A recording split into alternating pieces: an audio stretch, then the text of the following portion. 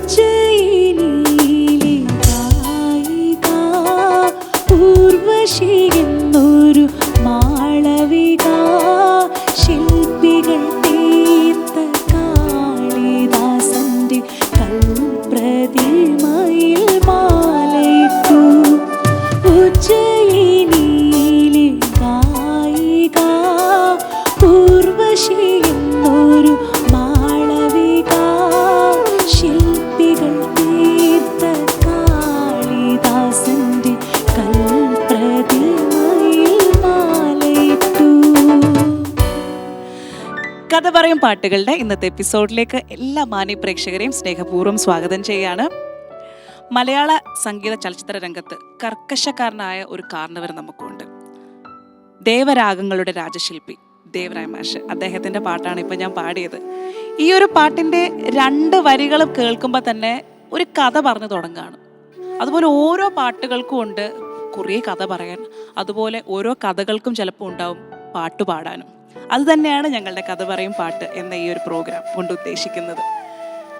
ദേവരായ മാഷിൻ്റെ ഈ ഒരു പാട്ട് പാടി കഴിയുമ്പോൾ അദ്ദേഹത്തിൻ്റെ ചില പാട്ടുകളുടെ പ്രത്യേകതയും കൂടെ പറയാൻ ആഗ്രഹിക്കുകയാണ്. അദ്ദേഹത്തിൻ്റെ ഓരോ പാട്ട് എടുക്കുമ്പോഴും ആ പാട്ടുകൾക്ക് എപ്പോഴും ആ സംഗീതത്തിനേക്കാൾ കൂടുതലും അതിൻ്റെ വരികൾക്ക് പ്രാധാന്യം കൊടുക്കുന്ന ഒരു സംഗീതമാണ് അദ്ദേഹം ചെയ്യാറുള്ളത്.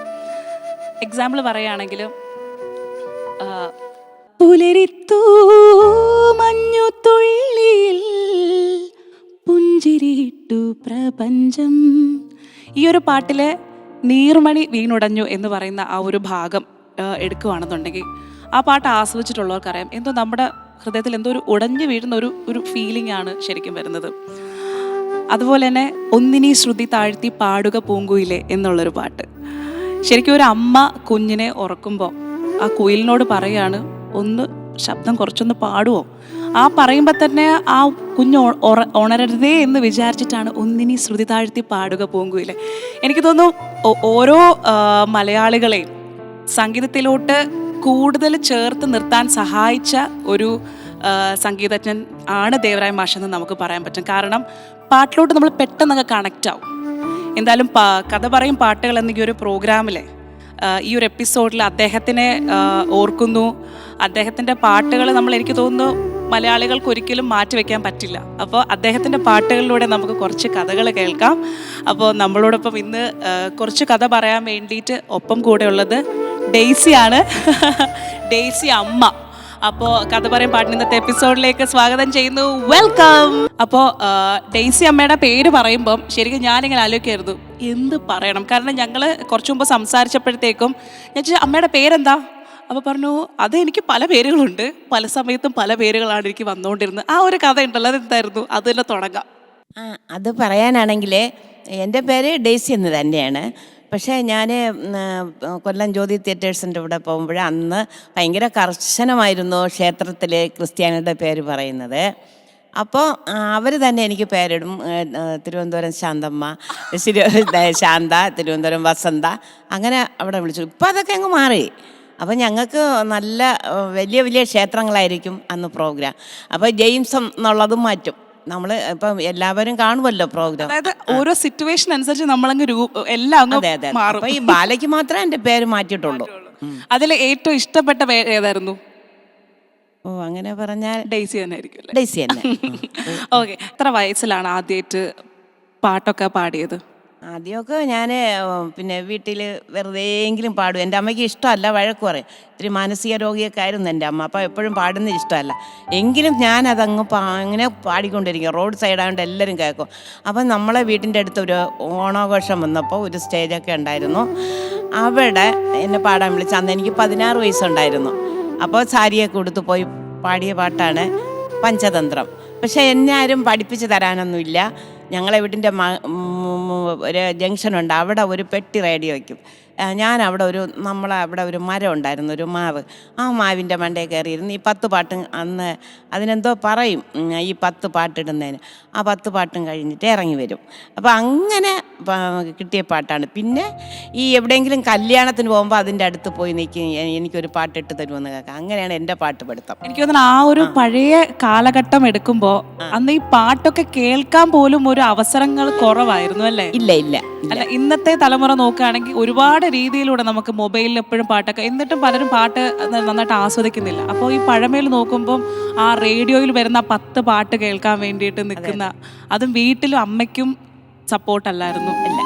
ശരിക്കും ഇപ്പൊ ഓർക്കുമ്പം വേദന തോന്നാറുണ്ടോ? വേദന എന്ന് പറയുമ്പോൾ എന്നെ ആര് തടുത്താലും കേൾക്കില്ല, ഞാൻ അതങ്ങനെ ആവർത്തിച്ചുകൊണ്ടേയിരിക്കും. സംഗീതത്തിനോടുള്ള സ്നേഹം. അതെ അതെ അതെ. അപ്പോൾ എനിക്ക് തോന്നുന്നു തുടക്കത്തിൽ ഈ പറഞ്ഞ പോലെ ആദ്യമായിട്ട് പാടിയ ആ ഒരു പാട്ട്, നമുക്ക് ആ ഒരു പാട്ട് തന്നെ ആദ്യം ഞങ്ങൾക്ക് കേൾക്കാൻ ആഗ്രഹമുണ്ട്.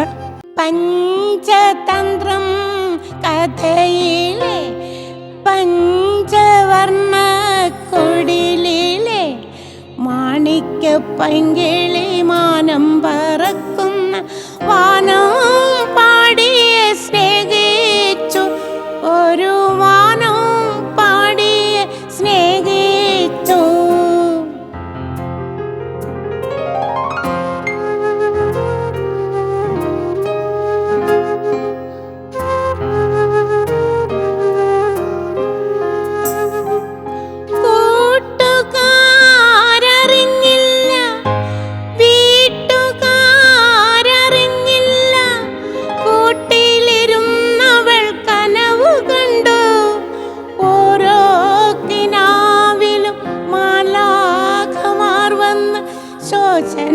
പുഷ്പങ്ങൾ ചൂടിച്ചു, അന്ന് ശോചന പുഷ്പങ്ങൾ ചൂടിച്ചു.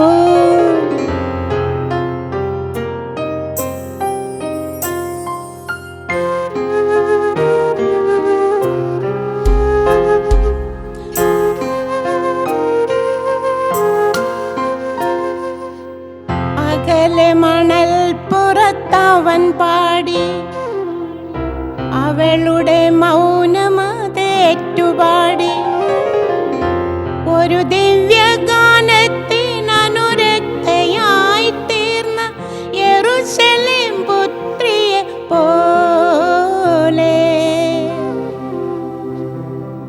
പഞ്ചതന്ത്രം കഥയിലെ പഞ്ചവർണ്ണ കുടിലിലെ മാണിക്യ പൈങ്കിളി മാനം പറക്കുന്ന വാനം പാടിയെ സ്നേഹിച്ചു, ഒരു വാനം പാടിയെ സ്നേഹിച്ചു.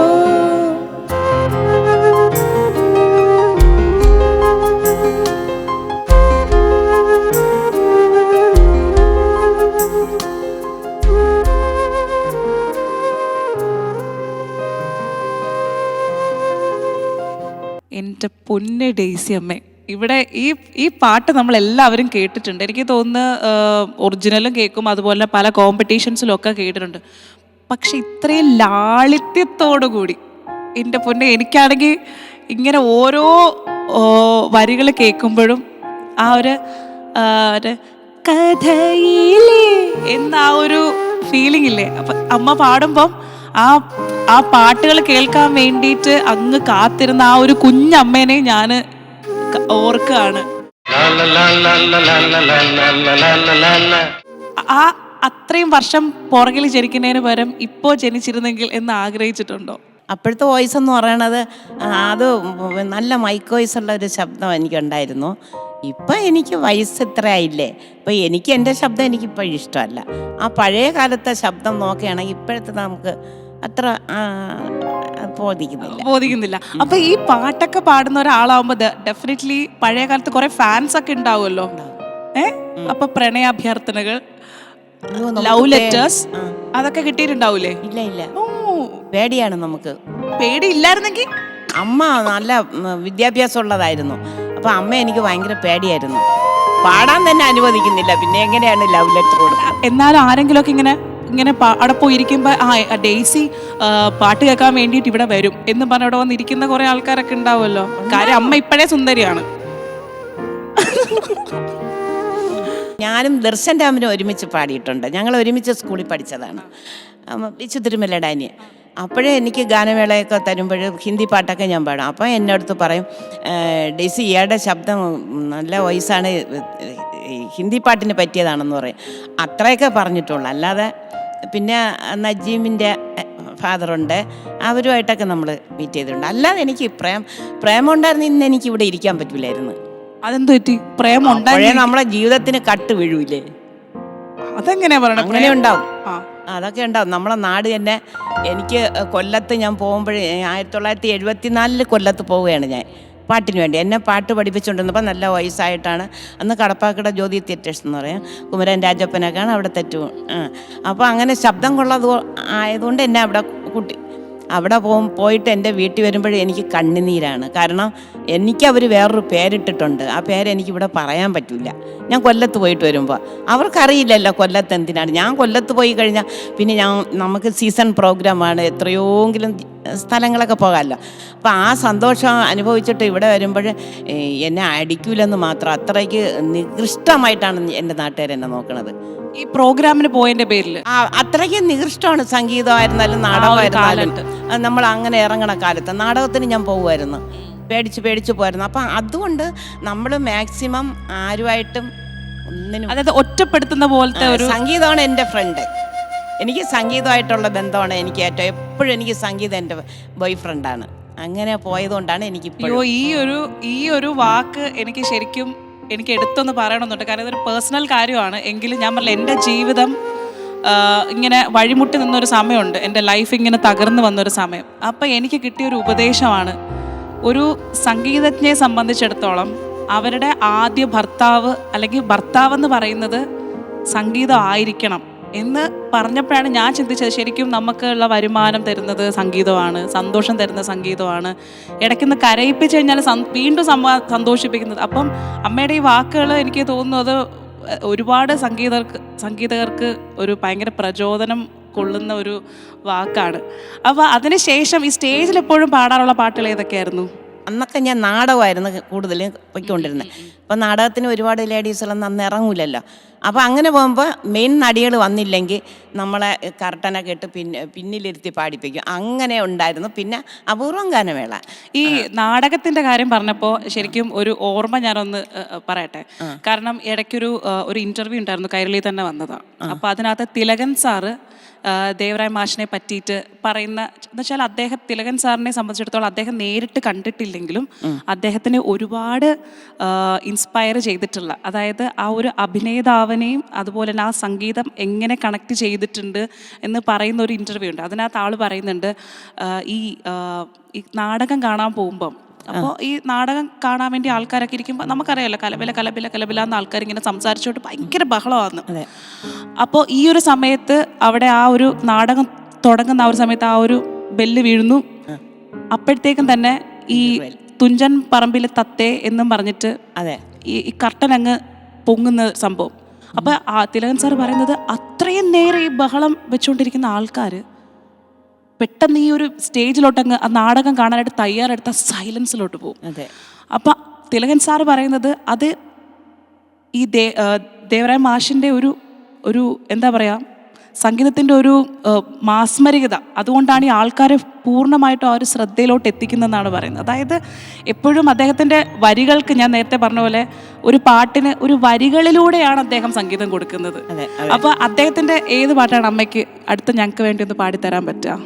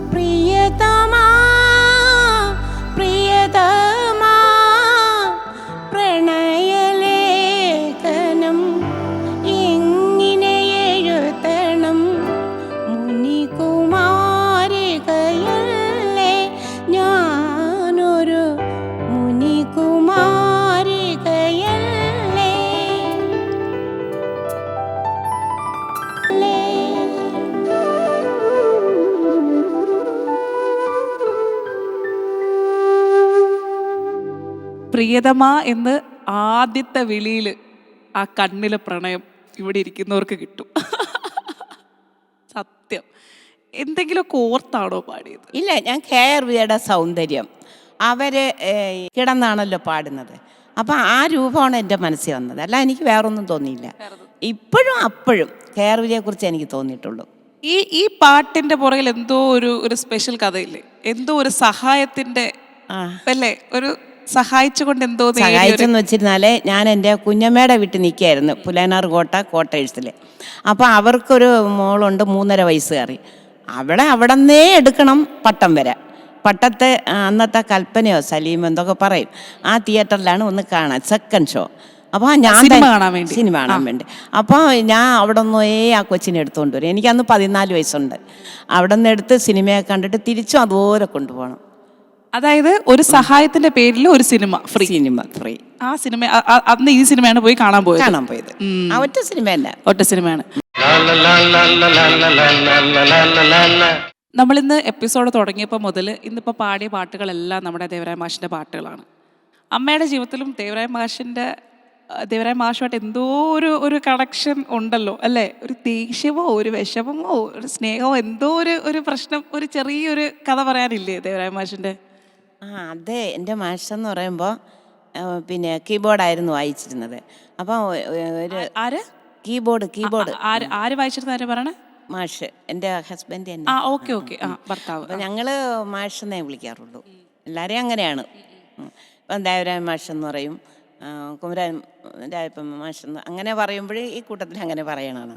അപ്പോൾ പുള്ളി കീബോർഡ്, പിന്നെ അന്ന് തരങ്കണി പഠിച്ച എല്ലാവരും പുള്ളിയുടെ കീഴിലായിരുന്നു മ്യൂസിക് ചെയ്തുകൊണ്ടിരുന്നത്. അപ്പം ഇപ്പോൾ ഒരു പാട്ട് പാടാനായിട്ട് കോറസ് ലേഡീസുകളൊക്കെ ഉണ്ടായിരുന്നു. അപ്പോൾ ഇദ്ദേഹം കീബോർഡ് വായിച്ചുകൊണ്ട് പിന്നെ സപ്ല പോയി, അപ്പം മിണ്ടാതിരുന്നു. അപ്പോൾ എല്ലാവരും ചേർത്ത് വഴക്ക് പറഞ്ഞു. അപ്പം എല്ലാവരും അത് ഭവ്യതയോടെ കേട്ടോണ്ടെന്ന് ഇദ്ദേഹം കേട്ടില്ല.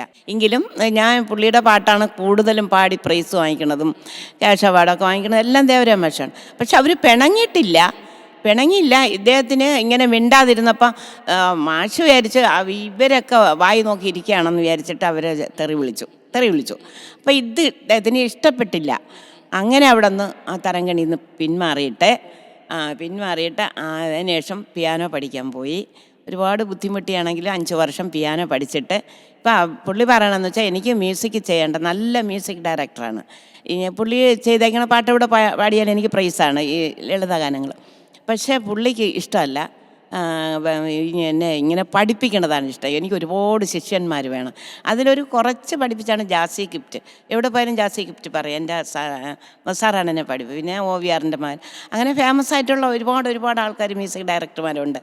അപ്പോൾ ഞാനിങ്ങനെ ഈ പിന്നെ ജനഹൃദയം എന്ന് പറഞ്ഞ് ഞങ്ങൾക്ക് SMV സ്കൂളിലൊരു പിന്നെ പരിപാടി ഉണ്ടായിരുന്നു, 75 പേര് കൂടി ചേർന്ന് പാടുന്നു. അവിടെ പോയാലും ഞങ്ങൾക്ക് മദ്രാസിൽ നിന്നും ചെന്നൈയിൽ നിന്നൊക്കെ എല്ലാം ഒന്നേ തന്നെ വരുന്ന ആൾക്കാരുടെ അടുത്ത് ഞാൻ ചോദിക്കും, മധു സാറ് എന്നെ അറിയാമോ എന്ന് ചോദിക്കും. അയ്യോ ഞങ്ങളുടെ ഗുരുവാണ് അങ്ങനെ എല്ലാവരും പറയാറുണ്ട്. പക്ഷെ പുള്ളിക്ക് ഇത് പഠിപ്പിക്കുന്നതാണ് ഇഷ്ടം, ഫീൽഡ് ഇഷ്ടമല്ല. അന്ന് ചെറിയൊരു വിഷമം വന്നതോടുകൂടി. പക്ഷെ ഇതാണ് നല്ലത്. 60ാം പിറന്നാളൊക്കെ ഇവിടെ സത്യം മെമ്മോറിയലിൽ ആഘോഷിച്ചപ്പോൾ ഞാനങ്ങ് മാറി നിൽക്കുകയാണ്. ഇത് അത്രയും വലിയ ശിഷ്യന്മാരാണ് വന്നു പോയത്. അതായത് പാട്ടിനെ സ്നേഹിച്ച അമ്മയ്ക്ക് കിട്ടിയതും ഒരു പാട്ട്, ഒരു സംഗീതവുമായിട്ട് ബന്ധമുള്ള ഒരാൾ തന്നെയാണ്. അതെ.